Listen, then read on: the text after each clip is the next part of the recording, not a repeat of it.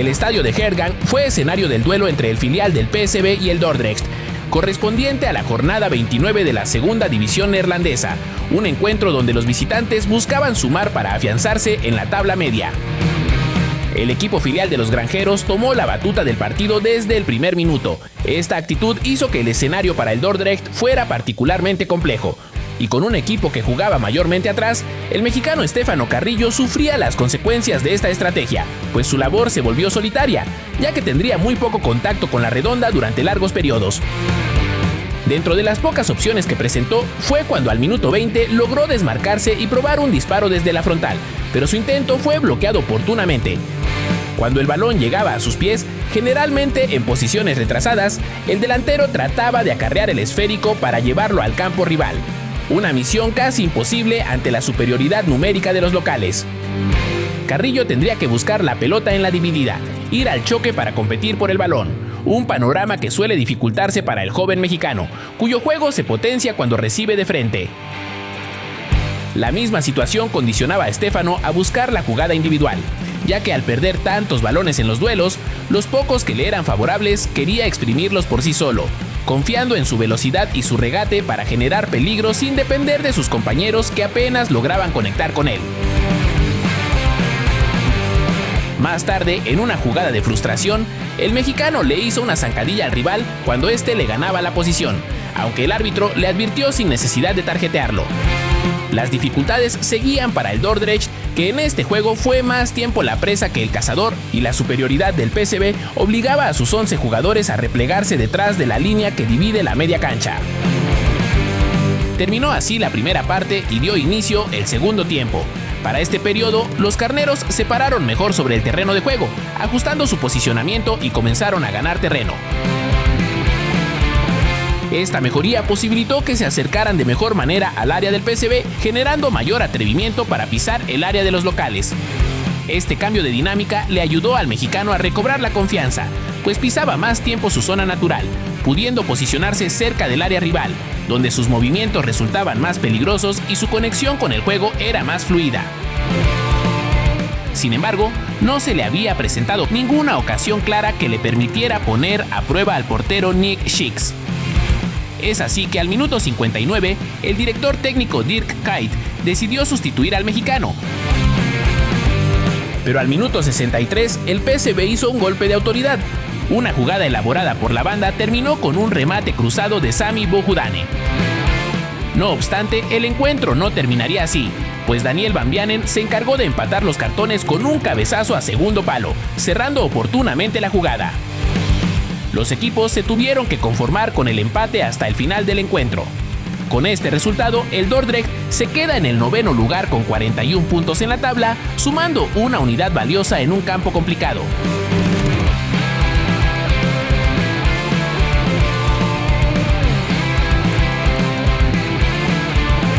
El Genoa visitaba el Giuseppe Meazza para enfrentarse a un Inter de Milán dolido por la eliminación de Champions a manos del Bodo Glimt.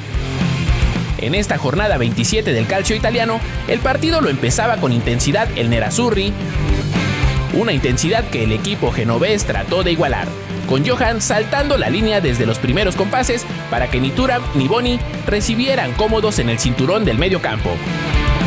Con la posesión, los genoveses eran conservadores, conscientes de que quitarle el esférico al rival era la mejor manera de defenderse.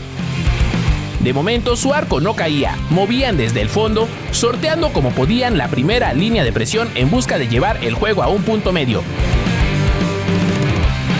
La defensa ya había dejado en fuera de juego a Boni, pero en las siguientes jugadas iban a sufrir mucho el partido, perdiendo la posesión y quedándose expuestos a la rápida pegada del equipo de Milán. Menos de 15 minutos pudieron aguantar los grifos a los locales, y a partir de ese momento hubo una ráfaga de llegadas al área. Cada elemento del Genoa se revolvía en su zona para tapar huecos y sacar la pelota con urgencia. El campo se estiraba y el Inter comenzó a buscar a sus delanteros para recuperar terreno, encontrándose con un gran trabajo del capitán para interceptar los balones, aunque no iba a ser suficiente para mantenerlos a raya. Aun si el mexicano realizaba los recorridos para cubrir los ataques, el mandamás del Calcio en esta temporada tenía la pólvora necesaria para abrirse paso y desconfigurar a sus rivales. Iba a ser demasiada la presión que ejercían los nerazzurri sobre el marco defendido prácticamente por los 11 jugadores en su mitad del campo. Y apareció una genialidad de Mkhitaryan y una aún mejor definición de Di Marco.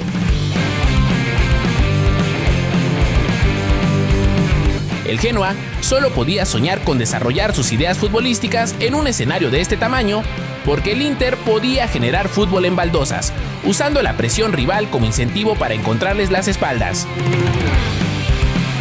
Como suele suceder en juegos de esta manufactura, fueron la defensa y el portero visitante quienes se llevaron las palmas, ganando tiempo valioso de vida para sus compañeros, que a continuación iban a tratar de cerrar fuerte el primer tiempo con un gol de vestidor.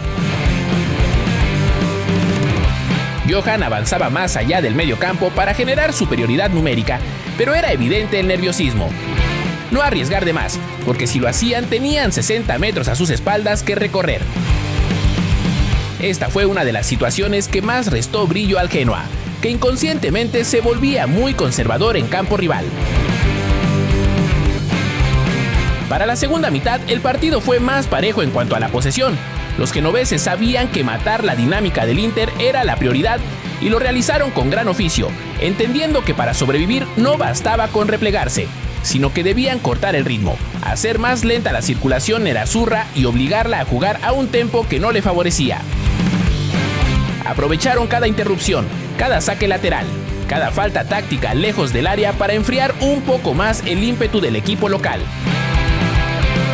Con paciencia, Genoa comenzó a hilar posesiones más largas, no necesariamente peligrosas, pero sí lo suficientemente estables para alejar la pelota de su propia área, darle un respiro a sus centrales y sobre todo, desactivar la sensación de asedio constante que marcó la primera mitad. Y a partir de ahí, el balón pasó a ser del dominio grifo, consiguiendo crear una ocasión de peligro que no fue aprovechada. El Inter supo reaccionar y entendió que debía ser más severo en cada balón dividido, recuperando la jerarquía que, por responsabilidad histórica, tiene que ejercer en el Giuseppe Meazza. Volvía el drama con todo al área del Genoa, tras minutos de tranquilidad e incluso un ligero dominio.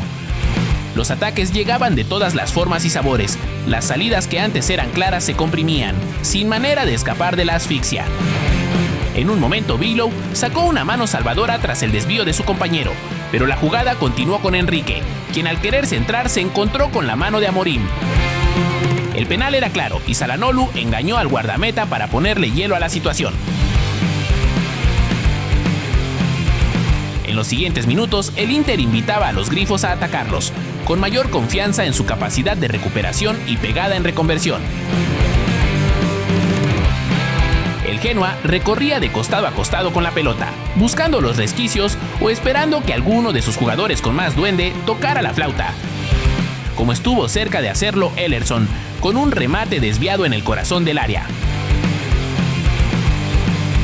Pero el Inter caminó el partido a través del caos que generaba su misma presión. Hacían dudar al jugador que poseía el balón, recuperaban y de inmediato buscaban opciones hacia el arco. El juego terminó mucho antes de que sonara el silbato. El Genoa empujaba y buscaba la vertical por orgullo, pero se enfrentaba a una de las mejores plantillas de Italia, que supo sufrir un lapso para después doblegar el espíritu y la convicción con la que entró al segundo tiempo el cuadro genovés. El equipo está fuera de la zona del descenso por el momento, rifándose el puesto 18 con Lecce, Cremonese y Fiorentina.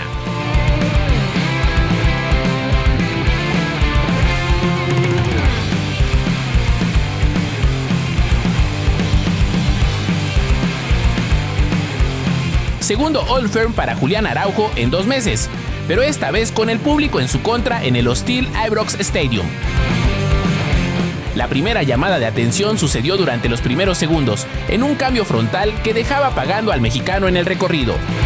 Esta ocasión la resolvía el guardameta Sinisalo, pero la dinámica estaba establecida. Los celtas iban a sufrir el juego, pasando un lapso grande del encuentro dentro de su mitad del campo, mientras Araujo buscaba proyectarse hacia el frente hacia un volante o el delantero. El nacido en Lompoc le dio un buen golpe a su rival con el rostro al tratar de empujar la línea para que el equipo ganara terreno, pero en la siguiente se le iba a acabar el aire cuando los Rangers apuntaron a su costado, recibiendo el balón de su capitán y siendo despojado del mismo. En esta jugada le dieron la vuelta al campo. Skov Olsen puso el balón bombeado al corazón del área y Chermiti, frente al mexicano, se mandó un remate de chilena imperial que hizo cimbrar a la mitad protestante de Glasgow. Habían olido sangre en su histórico rival y no dudaron en seguir buscándolos con una presión agresiva que truncaba cada posibilidad del Celtic por tener una posesión larga. Julián se hundía junto con la línea de defensores, avanzando solo cuando estaba obligado a llegar antes que su homólogo. Pero les costaba mucho mantener la circulación de la pelota fluida en el campo de los Rangers, que recuperaban para proyectarse con velocidad hacia el área. El Celtic tenía poca o nula generación de ataque, por lo que la mayoría del tiempo estaría defendiendo la pegada de los locales. Esto significaba que Araujo no podía ganar altura ni armar asociaciones fructíferas con Nygren o Hyun-Chun. Al minuto 26, Murray abanica el balón en un servicio al área. El balón bota y Araujo también hace un mal fildeo, quedándose con la marca de Chermiti, que con un toque se lo quitó de encima y definió para hacer el segundo. Los celtas habían sido un desastre y los Gers no daban señales de misericordia. Por el contrario, sabían que tenían que fulminar a su máximo rival mientras estaba malherido. Moore y Romens se estaban volviendo un dolor de cabeza para el lateral mexicano, que fue recuperando confianza jugada a jugada, aportando de su granito de arena para tratar de matar la dinámica de sus rivales. No obstante, el problema mayor seguía siendo conectar con las demás líneas del equipo, alguien que retuviera el balón para que él pudiera ganar altura y generar superioridad numérica. Con una sacudida en el banquillo, Martin O'Neill iba a volver a pujar por el control del juego con dos volantes frescos delante de los laterales. No obstante, este cambio táctico no se pudo apreciar tras la reanudación porque los Rangers pusieron en evidencia que antes de un cambio táctico, los celtas tenían que caer en cuenta del partido que se estaba jugando y de la importancia del mismo en la temporada. El guardameta finlandés iniciaba la reivindicación de los celtas. La primera señal estaba en el posicionamiento de Julián, proponiendo un par de desdoblamientos hacia línea de fondo. El primer centro del mexicano ya provocaba los primeros murmullos de la afición local, y a partir de esta jugada veríamos constantes recorridos del mexicano por el pasillo de la derecha. Aunado al desgaste que seguramente tenían en las piernas sus rivales, los Gers llegaban más tarde en el recorrido lateral, lo que les permitía a los jugadores frescos que habían entrado a ganar altura, al mismo tiempo activando el recorrido de los laterales cuando el rival retrocedía hacia su portería. Araujo ya había llegado a línea final un par de veces para intentar poner un servicio al área, y al ser el jugador que se quedaba en el fondo cuando había pelota parada, se animó a sacar un disparo para por lo menos terminar la jugada. Era cuestión de tiempo.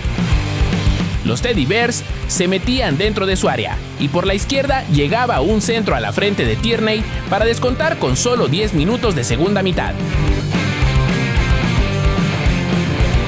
Heridos en el orgullo, los dirigidos por Danny Röhl se abalanzaron hacia la cancha del Celtic, pero con clase recuperaba el mexicano, y en un par de toques la maquinaria comenzaba a carburar para avanzar sin escalas hasta el área contraria.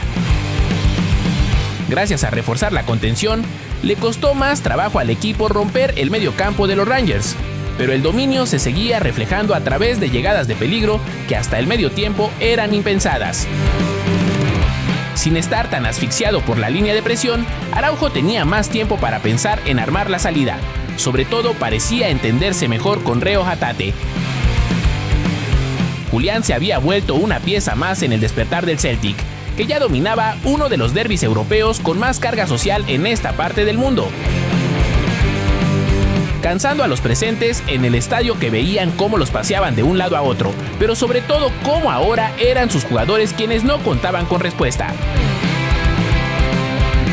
Si bien los Rangers estaban resguardándose con bastantes elementos dentro de su primer tercio, no eran pasivos, tratando de estirar la liga hasta que les dieron un susto con un gran pase entre líneas.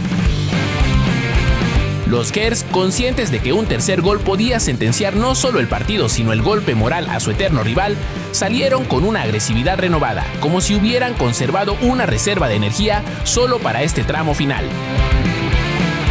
Anticipaban, chocaban, comprimían espacios y lanzaban ataques que parecían golpes de boxeo.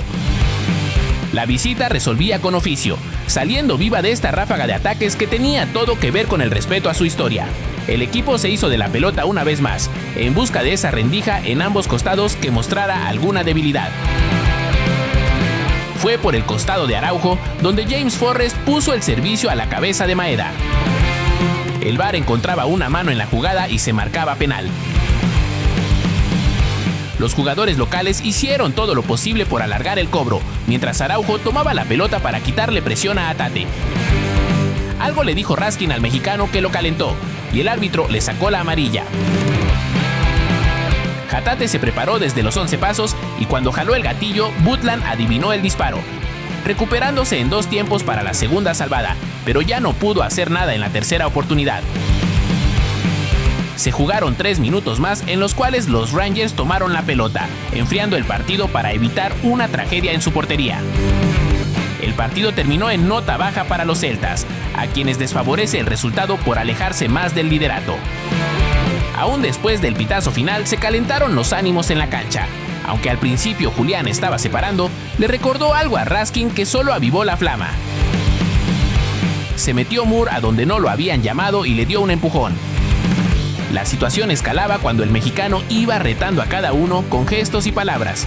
Tuvieron que llegar los técnicos para disipar la bronca en otro partido para la historia de este derbi.